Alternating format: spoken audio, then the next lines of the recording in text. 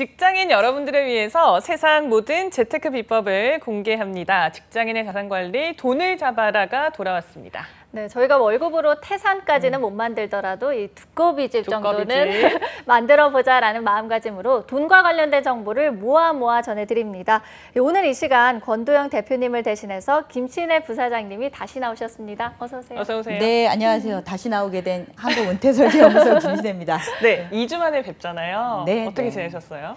날씨가 지금 계속 오락가락하고 있죠. 그러게요. 올여름 굉장히 폭염이 예상되기도 하는데요. 그래서 그 날씨에 적응하면서 지내고 있었습니다. 네. 어떻게 적응하셨어요? 그러니까 이제 더우면 좀 얇게 입고 좀 추우면 또 두껍게 입고. 그러게요. 오늘 또 비가 많이 와서 네. 조금은 두껍게 입고 오신 것 같아요. 근데 우리 네. 인생이 좀 그렇죠. 오락가락하니까요. 그렇죠. 그때그때 잘 적응해서 살아가야 한다는 그렇죠.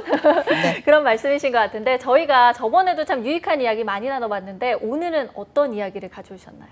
오늘 우리가 이야기 나누기 전에 제가 한번 두 분께 질문을 좀 드려보려고요. 네. 혹시 돈에 대한 첫 번째 기억이 뭐였는지 한번 이야기해 봐 주시겠어요? 서연 아나운서는 뭐였어요? 돈에 대한 기억이요? 예, 돈에 대한 나의 첫 번째 기억.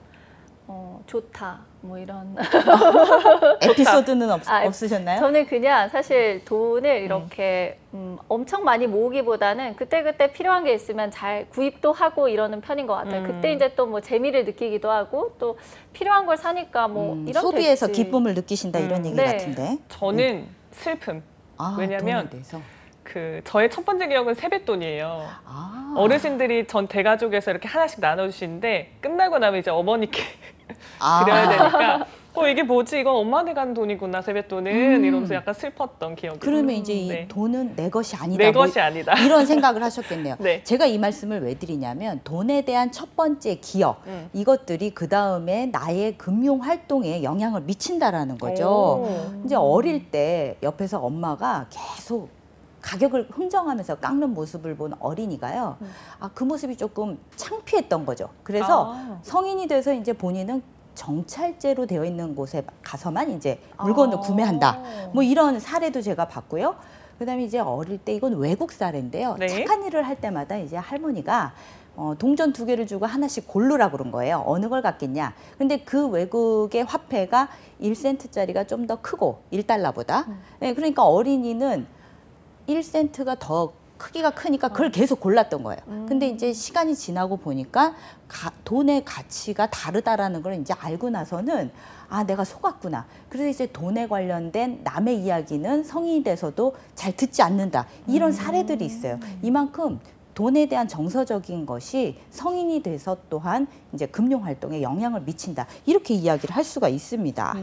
아니, 사례를 들으니까 너무 신기하네요, 진짜. 그러니까요. 3살 벌을 여든 간다 이런 말도 있는데 어릴 때부터 이 돈에 대한 기억이 굉장히 잘 들여야겠다라는 생각이 들어요. 네, 정서적인 게 아무래도 그렇게 영향을 우리도 모르게 미칩니다. 우리나라 국민들 돈에 대한 관심이 많을까요, 적을까요? 많죠. 예. 그런데 과연 이렇게 관심이 많은데 돈을 다루는 기본기들을 갖고 있는가 이런 거에 대해서 오늘 한번 이야기를 좀 해보려고 합니다. 왜냐하면은 이거에 대해서 이제 조사한 것들이 있어요. 금융 이해력 조사라는 것을 통해서 우리가 그 결과를 보면은 조금 여러 가지 생각을 하게 됩니다. 예.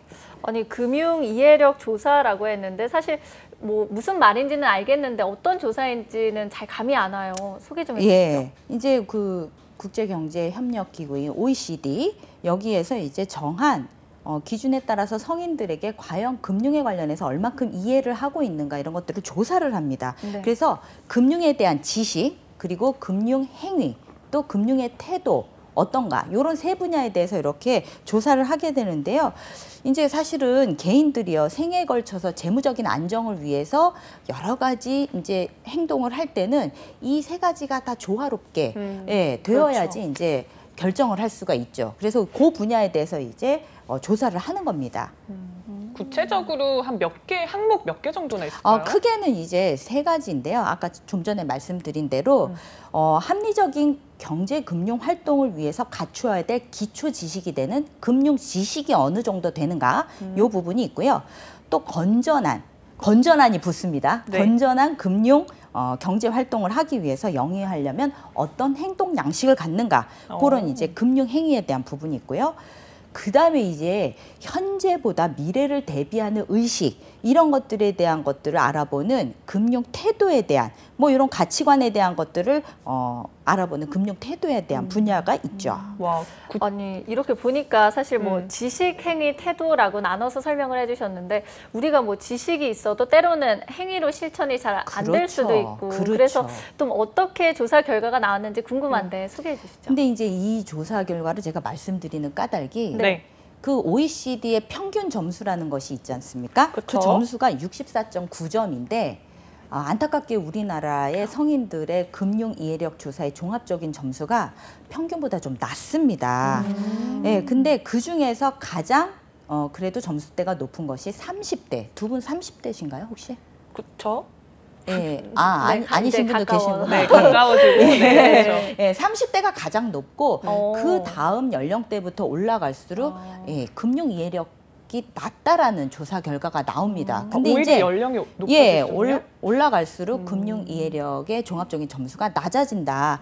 그런데 이제 20대 같은 경우는요. 네. 지식에 대한 부분은 높은데 금융 행위와 태도에 대한 부분이 또 상당히 낮은 점수를 기록한다. 아, 그래서 제가 이제 말씀을 드리려고 그러는데 두 분은 혹시 학창 시절에 금융에 대한 교육을 받은 기억이 있으세요? 교육이라고 이렇게 거창하게 말할 만큼은 아니었던 것 같아요. 저는 그러게요. 어떠세요? 저도 없는 것 같아요. 그 영어 단어 열심히 외우시고 수학 푸셨죠? 네, 예. 열심히. 그러니까 우리가 이제 사실은 그런 공부들은 열심히 참 했는데 어찌 보면은 평생 동안 해야 되는 금융 경제 활동에 대한 공부가 좀 미흡하지 않았나. 그러다 보니까 대규모의 금융 피해가 일어나는 것들이 좀 반복되었다. 그렇죠. 네. 그래서 경제 위기가 올 때마다 사실은 이 금융 이해력 이런 것들이 중요하다라는 것들이 또 급부상하기 시작합니다. 그리고 이제 또 조사를 해보면은 이런 것 때문에 공공기관과 정부에서 금융교육을 시행하고 있는데도 불구하고 받아본 적이 없다라는 대답들과 또는 이런 사실을 모른다. 이런 대답들이 85%가 넘어요. 와. 그리고 이제 응답하신 분들 중에서도 네. 한 70% 가까이가 본인은 금융 지식이 충분하지 않다. 이렇게 판단을 하고 있습니다. 그래서 사실은 정말 금융계에 있는 전문가들은 이거를 좀 정규적인 교육 과정으로 해야 되지 않나. 한때는 이게 또 청원회까지 올라왔던 와. 이유가 바로 그런 거죠. 이게 재밌는 게 우리나라 사람들의 교육열하면 진짜 유명하잖아요. 끝내주죠. 그리고 네. 돈에 대한 관심도 많은데 중요한 금융 교육은 안 받는다는 게 조금 이게 억울하긴 하네요. 아이러니예요. 그러니까요. 근데 이제 우리나라가 이제 굉장히 못 살던 시절이 사실은 100년 이내에 있었습니다. 그렇죠. 그래서 그때 근데 우리나라 국민들은 다 좀 똑똑해요. 사실은 굉장히 똑똑하고. 근데 그 못 살던 시절에 교육의 경험을 못 받았던 그 부모 세대들이 정말 우리 자식은 잘 배웠으면 좋기 때문에 소 팔고 밥 팔아가지고 교육을 시켰습니다. 그 교육비 지출을 많이 해서 사실은 자녀가 이제 출세를 하면 부는 따라온다 뭐 이런 생각도 사실 있었겠죠. 예, 그 다음에 이제 잘 아끼고 모으면은 집 한 채를 장만할 수 있었던 고금리 시절. 그 시절에 있던 부모님들은 돈에 대해서 뭐라 그랬냐면 아껴라. 네. 위험한 거 하지 마라. 저축해라. 그냥 가만히 요런 정도. 보라. 요런 정도의 교육을 했다라는 거죠. 근데 이제 지금의 현재 부모님들은 또 사실 본인의 노후를 희생하면서 자녀의 교육비에 또 좀 많이 돈을 쓰고 있습니다. 그쵸. 그리고 이제 우리 아까 또 수학이랑 영어 단어 열심히 외우셨던 우리 아나운서님들 얘기처럼 예, 사교육에 이제 굉장히 에너지를 많이 쓴 또 입시에 에너지를 많이 쓴 이 아이들이 성인이 돼서 사회생활에 나가면은 또 금융 문맹을 벗어나지 못하는 이런 상황들이죠. 그래서 사실은 이런 교육도 중요하지만 스스로가 금융에 대해서 알고자 하는 노력이 좀 필요하다. 이런 이야기를 오늘 드리고 싶습니다. 네. 저희가 지금 금융 지식 그리고 행위 태도에 대해서 일단 간략하게 이야기를 듣긴 했는데 오늘 이 시간 통해서 좀 제대로 공부를 좀 해볼 수 있으면 좋을 것 같아요. 네. 먼저 금융 지식에 대해서 좀 알아볼까요? 그러면 이제 금융 지식이라는 게 아까 제가 말씀드린 대로 기초 지식이잖아요. 그러면 이런 겁니다. 예를 들면은 이자 100만 원을 예금을 했는데 1년 뒤에 2%로 이자를 받는다면은 얼마 이자를 받습니까? 이런 질문들이 이 안에 나와요. 무슨 얘기냐면 달리로 계산할 수 있느냐. 그리고 이제 만약에 지금의 1,000만 원을 가지고 5년 뒤에 1,000만 원으로 살 수 있는 물건이 같을까? 이건 뭐냐면 인플레이션을 의미하는 거죠. 물가를 구매력이 반영해서. 돈에 대한 가치가 인플레이션으로 인해서 구매력이 어떻게 되는가 이런 것들을 이해하는지 이런 항목들이 나옵니다. 그래서 인플레이션과 구매력에 관련된 이러한 항목들에 대해서 또 우리나라가 금융 지식이 조금 낮은 걸로 나왔어요. 그 얘기는 무슨 얘기냐면 투자에 대한 활동이 좀 작다라고도 표현할 수 있습니다. 인플레이션과 구매력을 정확하게 이해한다면은 사실은 금융 지식을 이런 부분이 높다라고 한다면은 투자에 대한 활동이 조금 높아져야 되거든요. 그러니까 안정을 위험보다는 조금 더 추구한다는 건데 이게 약간 국리성이라도 관련이 있나요? 알지 못해서 그러는 알지 부분, 못해서. 알지 못해서 그런 걸로 해석을 하는 것이 맞을 것 같습니다. 네. 제대로 알면 뭐 투자도 열심히 하고 활발하게 정확하게 활동을 제대로 알아야 하는데 그런 개념들이 모호하게 되어 있다라는 거죠. 자, 이런 금융 지식이 사실 연령이나 또 성별에 따라서 차이도 있을 것 같아요. 좀 재미난 게 네. 금융 지식은 남자가 여자보다 조금 높게 나왔습니다. 우리나라 같은 경우. 네. 그런데 이제 그게 굉장히 높은 건 아니고요. 조금 높게 나왔습니다. 네. 근데 이제 또 한 중요한 거는요. 금융 지식은 자신의 재무 목표가 정확하게 있느냐 없느냐에 따라서 아주 의미 있게 점수 차이가 나왔습니다. 그러니까 무슨 얘기냐면 돈에 관심이 있다 하면서 재무 목표가 없다라는 거는 내가 취업을 하고자 하면서도 구체적인 분야를 알아보지도 않고 준비 안 하는 것과 마찬가지다. 뭐 이런 말씀을 드리고 싶습니다. 네, 그러니까 우리가 지식, 정확한 것을 알고 있어야 한다라는 중요성에 대해서는 좀 공감이 가는데 그렇다면 이런 지식을 쌓기 위해서는 좀 어떤 노력을 해야 될까요? 우리가 난 놓고 기억자 모른다라는 얘기 있잖아요. 네. 옆에 있는데도 내가 공부하지 않으면 그것이 가치 있는 건지를 모릅니다. 그렇죠. 그렇기 때문에 사실은 지식을 쌓기 위해서 제일 좋은 거는 그 분야의 전문가들의 그런 조언들을 꼼꼼히 찾아보고 가장 집약되어 있는 게 뭡니까? 서적이죠. 네. 그래서 책들을 요 관련 분야의 책들을 좀 다독하시는 거를 저는 좀 권해드리고 싶습니다. 추천해 주실 책이 있으신가요? 그건 제가 조금 이따 조금 나중에 이따가? 말씀드리려고. 네, 알겠습니다. 네. 기대감을 더. 자, 이렇게 금융 지식 얘기를 나눠봤고 금융 이해력 조사의 두 번째죠. 금융 행위에 대해서도 좀 설명해 주실까요? 딱 직감적으로 오시죠. 이렇게 알았다면은 움직여서 행위로 그렇죠. 이루어져야 되는데 네. 뭐 예를 들면 저축을 하느냐 아니면 대출금을 잘 갚느냐 그리고 내야 되는 그런 납부해야 될 그 뭐라 그러죠? 전기세 뭐 이런 그런 것들을 적기에 요금. 아주 시간을 지체하지 않고 잘 납부하느냐 이런 겁니다. 그리고 평상시에 재무 상황에 대해서 자기가 관리를 잘 하고 있느냐 뭐 이런 겁니다. 그리고 금융 상품을 잘 선택하느냐 이런 건데요. 우리나라가 잘하는 금융 행위가 있어요. 두 가지. 저축을 좀 잘하고요. 대출금 잘 갚습니다. 근데 요 나머지 중에 조금 떨어지는 분야가 뭐냐면 아까 조금 전에 말씀드렸듯이 계획적인 재무 관리가 조금 상대적으로 낮습니다.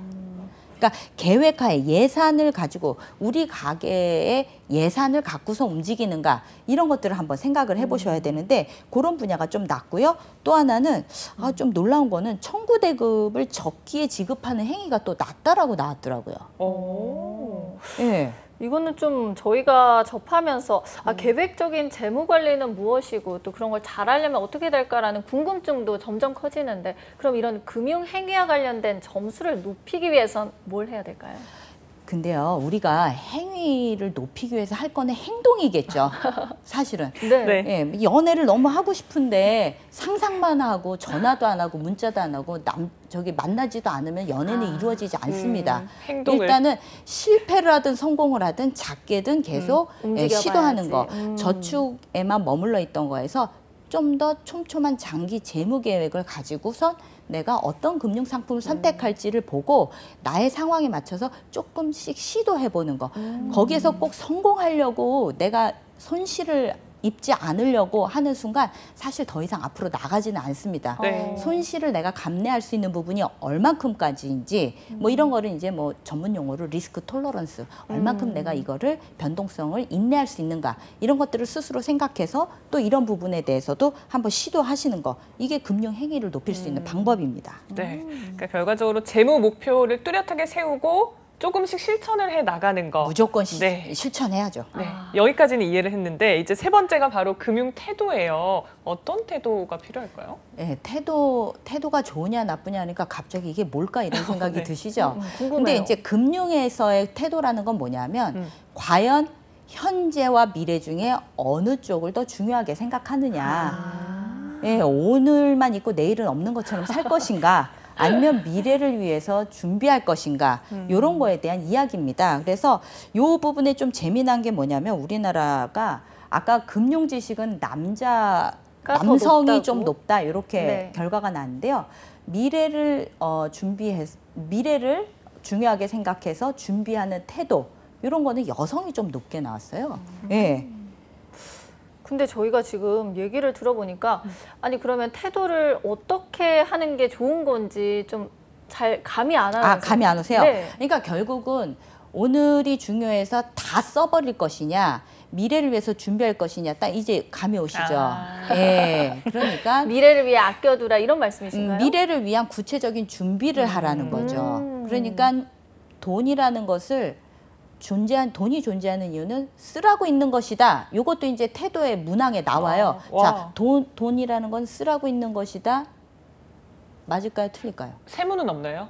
네, 세모는 없고, 이것도 맞다 틀리다를 떠나서 가치 성향인가요? 예, 그거에 대한 가치를 어떻게 두냐인데 다 써버리겠다라는 건 사실은 저는 X. 미래에 그렇죠. 대한 부분을 중요하게 생각하지 않는다 이렇게 볼 수 있는 건데요. 아무튼 이제 지금까지 말씀드린 것들 보면은 밸런스가 사실은 되게 중요한 겁니다. 그럴 것 같아요. 예, 왜냐하면 지식이 있어도 이걸 갖다가 실천하지 않고 행위를 하지 않는다면, 근데 그 행위가 현재를 위해서만은 안 된다라는 거죠. 태도에 있어서 미래 부분도 이렇게 생각을 해서 금융 행위를 해야 된다. 이렇게 말씀을 드리겠습니다. 뭐 네. 결과적으로는 다 연결이 되어 있네요. 지식과 그렇죠. 행위, 태도가요. 그렇죠. 이번에 이제 금융 이해력 조사 이런 것들을 쭉 보시면서 혹시 이 밖에 좀 발견하신 부분이 있을까요? 어떤 흥미로운 게 있었을까요? 그러니까 이런 것들이 사실 우리가 죽는 날까지 사실은 금융 경제 활동은 해야 됩니다. 맞죠? 그렇죠. 예. 그런데 지금 약간 내가 소홀히 한다 그래서 이게 그냥 누군가 대신 해결해 주는 것들이 아니에요. 그리고 이제 보면은 성인들에게 조사를 했을 때 내가 갑작스럽게 자금이 필요해가지고 빌리고자 할 때 빌릴 사람이 주변에 있느냐라고 조사를 했을 때 60세 이상 되시는 분들 중에는 62% 이상이 연락할 곳이 없다. 이런 얘기를 했죠. 이 얘기는 무슨 얘기냐면은 그런 갑작스러운 상황에 유동성 자금이 확보가 되어 있지 않다. 이런 얘기거든요. 그리고 이제 뭐 잘 아시겠지만 과연 이런 죽을 때까지 우리가 금융 경제 활동을 해야 되는데 과연 나의 은퇴와 노후를 위해서 자신 있게 이거를 내가 스스로 끌고 나갈 수 있느냐 이런 부분도 되게 중요한데 네. 거기에 대한 답을 뭐라고 그랬느냐 보면은 네. 사실은 자신이 없다라고 얘기한 분이 자신이 있다라고 한 분들보다 2배나 높아요. 근데 사실 이 얘기 들으면서 진짜로 우리 사회가 뭐 자식 교육에는 투자를 굉장히 많이 하지만 노후 관리에는 상대적으로 좀 소홀하지 않나 하는 생각이 드는데. 이게 우리가 에너지가 사실 100이 있다면 100을 가지고 나눠 쓰게 돼 있잖아요. 그쵸. 예, 자금도 마찬가지인 것 같습니다. 그러니까 어느 하나 뭐든지 다 잘할 수가 없기 때문에 어느 한 곳에 편중되어 있다면 사실은 어느 하나를 어쩔 수 없이 포기한다라는 얘기하고 똑같은데요. 그냥 밸런스가 맞춰져야 되는 거죠. 그래서 우리 지금 근데 이제 점점 아까 30대가 가장 금융 이해력 조사에서 높다라고 그랬잖아요. 네. 저는 그걸 이제 좀 긍정적으로 바라보고 싶은 이유는 예. 이제는 조금 달라지지 않겠는가. 그 30대가 40대가 되었을 때, 그 40대가 다시 50대가 되었을 때 아마 다시 이제 향후에 조사를 하게 되면은 우리가 OECD 평균보다 높아지지 않을까. 또 이런 것들을 위해서 우리가 또 계속 서로 계몽도 하고, 네. 그리고 이제 누군가가 알아서 해주겠지라기보다는 우리가 정말 100세를 산다라고 하면요. 내 스스로 할 수 있어야 되거든요. 그러면은 누군가의 편중된 정보보다는 골고루 그거를 다 봐야 돼요. 그런 것 중에 가장 좋은 게 사실은 아까 제가 추천드린 그거와 관련된 서적들을 좀 보시면 좋겠다. 그래서 제가 이제 최근에 좀 네. 재미있게 본 책 얘기를 좀 해드리고 싶었어요. 소개해 주세요. 궁금해요. 예. 우리가 금융 교육을 사실은 잘 받아보지 못했다는 얘기를 우리가 아까 서두에 했었는데, 네. 부모님의 경제 활동을 보면서 간접적으로 금융 교육을 받은 거나 다름없죠. 부모님이 집을 많이 사서 재테크를 하시면은 부동산을 해야 되겠구나 이렇게 생각을 하는 거고, 부모님이 엄청 아껴가지고 돈을 모은다 그러면 나는 무조건 아껴야 되는구나 이렇게 또 생각을 하고, 또 제 주변에 부모님이 늘 공모주 청약을 하러 다니셨던 분이 계세요. 그러면 이제 청약만이 예, 살 길이다. 공모주 청약을 하는 것이 또 재테크의 방법이구나. 또 이렇게 나에 가까운 부모님을 통해서 이렇게 학습하게 되는 경우가 있는데, 이건 그쵸. 외국 사례의 책이긴 한데요. 네. 여기 이제 이 책의 주인공은 사실 30대 여성이고 그 주 80시간 정도 일을 하는 아주 진짜 힘들게 일을 하면서 그래도 연봉은 좀 괜찮기 때문에 그걸 버텼는데, 이 직장 생활을 하면서 직장 생활만으로는 이 부를 이룰 수 없다라는 거를 깨닫게 됩니다, 딸이. 근데 이 딸의 아버지는 사실은 가치 투자자로서 굉장히 유명한 사람이에요. 예. 근데 아버지의 그런 걸 보고도 딸은 처음에는 따라가지 못하다가 어느 순간 아버지에게 조언을 구하기 시작합니다. 네. 그러면서 아버지와 12개월간의 투자 레슨이라는 계획을 짜가지고 하게 되는 그런 내용입니다. 그래서 정말 위험에 대해서 내가 용감하게 맞서기, 그리고 정말 정확한 숫자에 대해서 공부하기, 이런 것들을 통해서 쭉 그 책을 한 권 읽으면 마치 내가 그 주인공의 아버지와 대화를 하면서 레슨을 받는 듯한 그런 와. 느낌을 주는 책이 있어요. 이름이 그래서 뭐예요? 그게 네. 아버지와 딸이 이야기하는 주식 투자 레슨이라는 책입니다. 그래서 그런 책들, 제가 그 책을 홍보하러 나온 것은 아닌데요. 최근에 제가 네. 우리가 그런 것들을 간접적으로 알면 좋겠다 해서 한번 소개해드려 봤습니다. 네, 주식 투자 레슨이라는 책까지 소개를 해주셨습니다. 자, 그리고 이 금융 이해력 조사에서 금융 상품을 과연 몇 개나 가지고 있는가, 이 부분에 네네. 대한 그 조사도 좀 있었다면서요? 네, 맞습니다. 한 16가지 중에서 5개 이상을 갖고 있는 사람이 어떻게 되는가, 뭐 이런 거에 대한 것들이 나왔는데, 사실 우리가 그 금융 상품을 되게 다양하게 갖고 있지는 않습니다. 아까 서두에 말씀드린 제일 잘하는 게 뭐라 그랬죠? 저축과 대출 갚는 거라 그랬죠. 네. 그러다 보니까 그 16개의 다양한 그 변동성이 다양한 금융 상품 중에서 우리는 그런 저축과 대출 쪽 그런 것에 좀 몰려 있다. 그런 것들이 조금 우리가 한번 짚고 넘어가야 될 부분인 것 같습니다. 저희가 뭐 이렇게 얘기를 쭉 나눠보니까 금융 상품을 좀 그래도 많이 가지고 있고 좀 노력을 하는 것 같다라는 느낌은 들어요, 우리 국민 여러분들이. 근데 재테크와는 거리가 좀 있다는 이런 말씀이신가요, 그러면? 제가 말씀드린 게 바로 그런 거죠. 저축과 대출만 갚는 걸로는 부의 크기가 커지지 않습니다. 이해하셨죠? 네. 예. 그러니까 아끼고 모으는 것이 필요했던 그 시절이 있지만, 이제 앞으로 길어진 인생에서 우리의 노후와 은퇴 설계를 위해서는 정말 건전한 금융행위, 그리고 정말로 가치 있는 기업들을 찾아서 투자하는 그런 공부들을 하고 작게나마 행위로 이루어지는 것들을 지금부터 연습하실 것을 저는 말씀드리고 싶습니다. 그래요. 뭐 책도 추천해 주시고 금융 이해력 이 조사에 대해서도 좀 분석을 해 주셨는데, 이런 결과들을 통해서 결과적으로 우리가 좀 일깨워야 하는 건 미리미리 좀 공부를 하고 교육을 받자, 이렇게 볼 수 있을까요? 그렇죠. 교육이 가장 중요한데, 만약에 내가 누군가에게 교육을 받을 수 없다면 스스로 찾아서 하자. 그리고 내가 안 지식에 대해서 반드시 행위로 옮기자. 그런 것들이 이제 제가 오늘 말씀드리고 싶은 부분입니다. 저희가 아까 조사 결과에 대해서도 이야기를 좀 나눠봤는데, 이 조사 결과를 좀 획기적으로 바꾸려면 사실 뭐 그래 지식도 쌓고 행위도 잘하고 태도도 바꿔야지라는 감은 오는데, 좀 쉬운 방법 같은 거 소개해 주실 수 있을까요? 그런 획기적이고 쉬운 방법은 사실은 없다는 거 다 알고 물어보신 거라고 제가 생각을 하고, 네. 제가 이제 긍정적으로 보는 거는 점점 그 사교육으로 인해서 노후를 포기하고 사교육에 가는 그런 세대들이 점점 줄어들고 있다. 무슨 얘기냐면 정말로 잘 스스로 노후 생활을 잘하는 부모님이 가장 좋은 부모님이 된다라는 롤모델이라는 네. 자식에게 부담을 주지 않는 부모가 된다라는 것이 가장 훌륭한 부모가 된다라는 이런 인식들을 공유하기 시작했기 때문에 아마도 이제는 예, 우리 부모님들 세대도 그렇고 미래 부모님들 그리고 지금 이제 막 한글을 깨치고 있는 자녀를 네. 데리고 있는 젊은 부부들도 이제는 정말 우리 가정 경제를 위해서 우리가 조금 더 밸런스에 맞는 금융 행위를 해야겠다 이런 생각을 하실 거라고 믿고 있습니다. 네, 점점 더 나아지겠죠. 좋아지고 있습니다. 좋아지고 있는데 한 번 정도 우리가 이런 객관적인 자료를 가지고 우리가 왜 이렇게 똑똑한 국민들이 많은데 이런 금융 뭐든지 다 1등 하잖아요. 사실 우리나라는. 그렇죠. 근데 왜 금융 이해력 조사에서 평균보다 낮은가? 네. 제가 약간 그런 부분에 대해서 이제 울분을 토했습니다. 그러니까요. 그러나 좋아지고 있다.